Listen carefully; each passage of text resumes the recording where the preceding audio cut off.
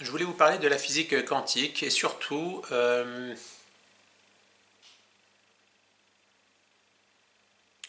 la mise en opposition de tout ce qui est à la fois temporel, donc ce qui est confiné dans l'espace et le temps, et tout ce qui est dans le non-temps et le non-espace.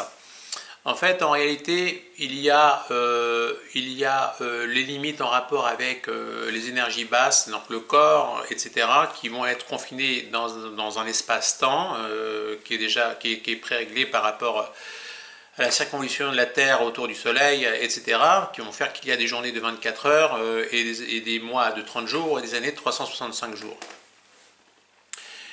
Et il y a cette fameuse énergie vibratoire qui, au niveau de la physique quantique, qu'on met en valeur aujourd'hui bien évidemment, et qui n'est pas du tout érigée ni par le temps ni par l'espace. C'est ce qui peut expliquer pourquoi et comment certaines personnes peuvent arriver à guérir à distance, simplement avec une photo ou pas, des personnes qui par téléphone ou simplement à distance, comme je l'ai dit.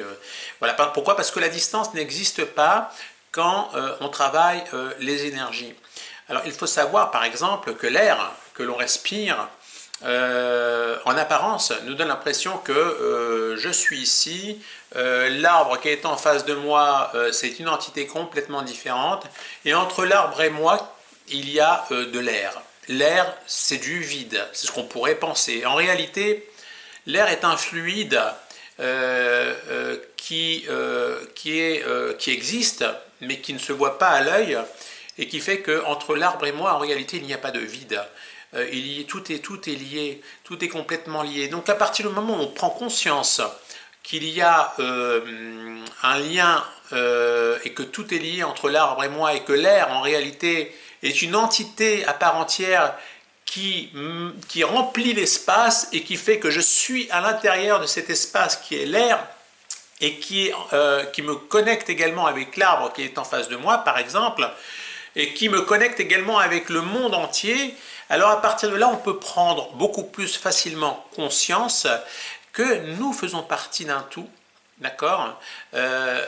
Pourquoi? Parce qu'il y a le monde invisible qui prend tout son sens de par ces énergies-là, qui sont ni plus ni moins qu'en rapport avec l'air, qui est une entité à part entière, et tout ce qui va avec au niveau de la Terre, toutes les créatures, toutes les créations de la Terre, à savoir les arbres, les plantes, les végétaux, les minéraux, les animaux et les hommes. Donc ce que je veux dire, c'est qu'en fait, si on prend conscience de tout ça, effectivement, on prend beaucoup plus facilement conscience que nous faisons partie d'un tout. Et en prenant conscience de cela, on prend aussi conscience de notre insignifiance par rapport à l'univers, mais en même temps que l'univers ne serait pas complet si nous n'existions pas, que nous avons une utilité dans ce monde, que nous avons un rôle à jouer dans ce monde. Aussi petit que nous puissions être, nous sommes également très grands par rapport à notre insignifiance. Voilà. Je voulais donc vous parler de ça. On pourra toujours développer par la suite, mais c'était juste une petite introduction sur la vision que l'on peut avoir en tenant compte des énergies qui ne sont pas visibles et qui ne sont pas tenues par le temps et l'espace, qui sont en dehors du temps et en dehors de l'espace également. Je vous souhaite une belle journée.